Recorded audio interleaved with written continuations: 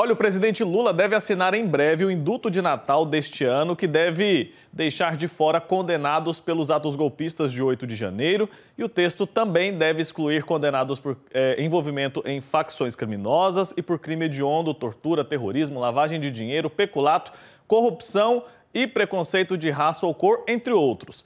Para conversar mais sobre esse assunto, eu vou falar ao vivo agora com o especialista em direito penal, Adriano Gouveia, doutor que está aqui no nosso estúdio. Bom dia, seja muito bem-vindo. Bom dia, Wilker. Bom dia a todos os telespectadores desse programa tão fantástico, Brasil Urgente. A gente que agradece a sua presença aqui, doutor. Primeiro, queria que o senhor explicasse para a gente de fato o que é o indulto de Natal e como ele se diferencia daquela chamada saída temporária. Tem diferença? Wilker, o indulto de Natal é um instituto que, vamos pegar um pouco a questão histórica, vem de tempos imemoriais. Temos ele no direito romano, temos ele no direito canônico, e o indulto é um ato de clemência soberana, ou seja, o artigo 84, inciso 12 da Constituição Federal, diz que o indulto é um instituto privativo do presidente da República. Os limites do indulto de Natal são do presidente, quem será indultado, quem não será indultado, a forma do indulto, as condenações que são alcançadas pelo indulto, todas são definidas pelo presidente. E o artigo 107, inciso 2 do Código Penal, diz que o indulto, que na nossa tradição ele é aos fins de ano, deve estar saindo por hoje ou amanhã, o artigo 107, inciso 2, diz que é uma causa extintiva da punibilidade, ou seja, todos aqueles alcançados pelo indulto, todos aqueles condenados alcançados pelo indulto, extingue-se a punibilidade, ele deixa de cumprir o resíduo de pena que havia e assim poderá sair tranquilamente, tendo quitado a sua dívida com o Estado. Ele é chamado historicamente de um instituto de clemência soberana. É um instituto jurídico, porque tem um formato de decreto, e também é um instituto político, porque cada presidente da República, conforme a sua orientação política, irá definir a maneira de se expedir o indulto. Você perguntou sobre as saídas de Natal ao fim de ano. O indulto pode dispor também sobre questões acerca de saída de Natal? Pode. Não para presos perigosos, presos que tenham praticado crimes hediondos, presos que tenham praticado terrorismo, racismo, tráfico de drogas ou afins. Isso para presos de menor periculosidade, para presos que estejam normalmente em regime aberto, onde é cumprido em casa de albergado. Então, é um instituto despenalizador que visa evitar a pena do cárcere e é um ato de clemência soberana. Temos, por exemplo, o indulto no direito canônico e no direito brasileiro a nossa tradição é extremamente forte. Certo. Isso acontece também em outros países? Sim, eu cito muito o direito canônico. O Código Canônico tem um indulto, inclusive Sua Santidade, o Papa Bento XVI, chegou a aplicar um indulto para o ex-mordomo que havia sido acusado de furtar documentos papais. Ele foi condenado, porque o Estado-Maior do Vaticano é um Estado organizado, mas o Papa, com a sua clemência, aplicou o indulto e ele foi perdoado. Estados Unidos é chamado de perdão, Europa inteira, países democráticos, existe o indulto, cada um adaptando a sua realidade, com nomenclaturas diferentes. O indulto, ele é um instituto de natureza democrática. Você pode ver que em países totalitários você não tem o indulto. Então, onde há democracia, há institutos como o indulto e que são privativos do presidente da República.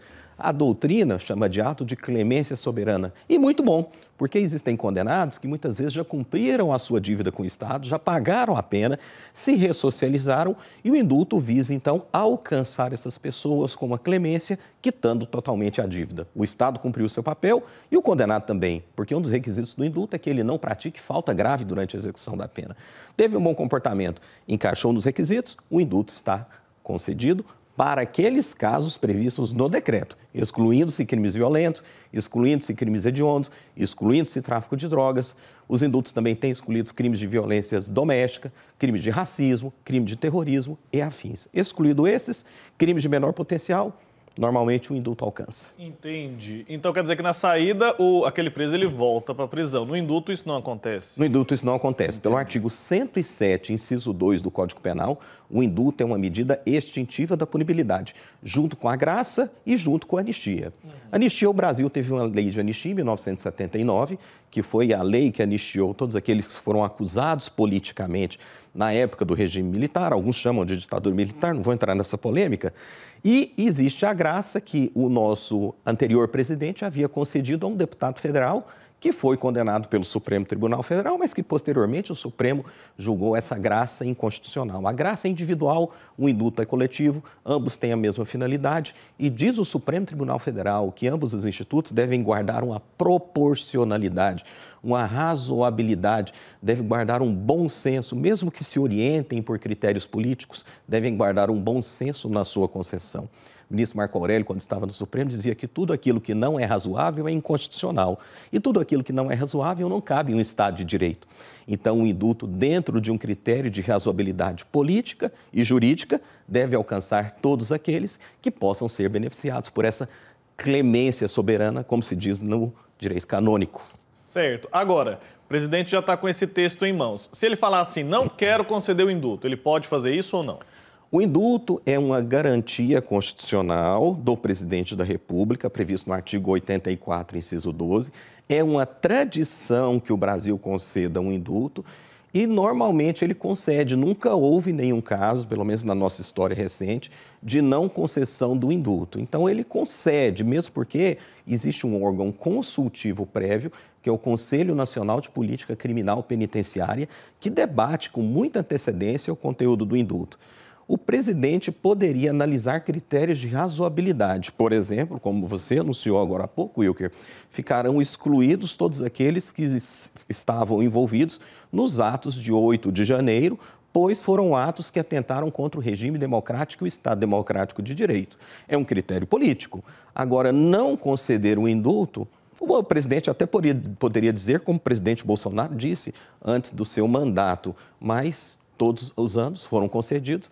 É claro que com limites diferentes. Certo. E essa decisão de conceder esse indulto a várias pessoas, a vários presos, pode impactar de que forma no judiciário ou nos processos que estão acontecendo? Ou isso não inclui as pessoas que, por exemplo, ainda têm processos, etapas de processo? O pressuposto do indulto é a condenação penal.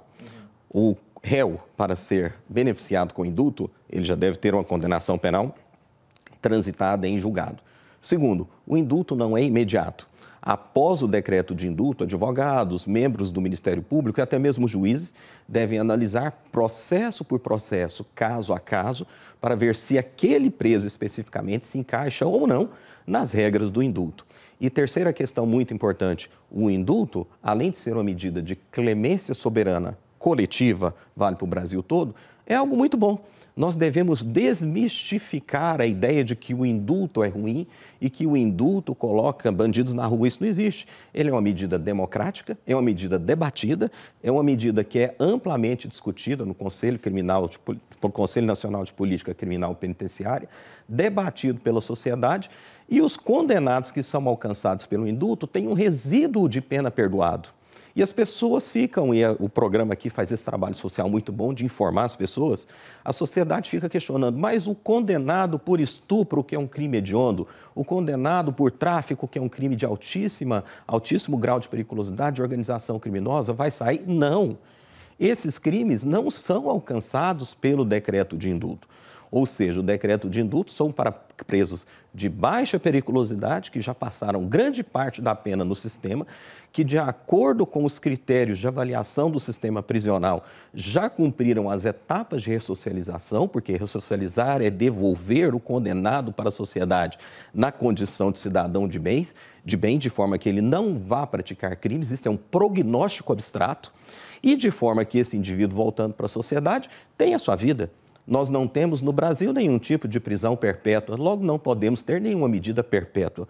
O sistema, através de um decreto democrático, pois elegemos o nosso presidente democraticamente, todos, depois do fim do regime militar, todos eleitos democraticamente, baseando-se no indulto para concessão e que esse indivíduo consegue alcançar os requisitos que estão previstos, eu não vejo nada demais nisso. Pelo contrário, é uma forma de se dar uma segunda chance, é uma forma de se garantir a redenção social deste condenado. Eu gosto muito quando alguns autores chamam um indulto de um perdão coletivo. Acho que o perdão é cabível em todos os casos, o perdão é cristão, o perdão é algo de quem teme a Deus e acredita no próximo. Então, devemos acreditar no Estado democrático e em institutos tão bons quanto o indulto. E acho que não é à toa que acontece agora nesse período do ano que a gente tem o coração cheio de esperança, né? E essa esperança passa também por acreditar no próximo, acreditar no ser humano. E, é claro, tudo tem os seus critérios, né? Para muita gente a coisa é bagunçada, mas o doutor explicou muito bem aqui que não, tem seus critérios, não são todos os presos que são elegíveis a esse indulto de Natal. Obrigado, viu, doutor? Até a próxima. Obrigado, Wilker. Até a próxima. Abraço. Abraço.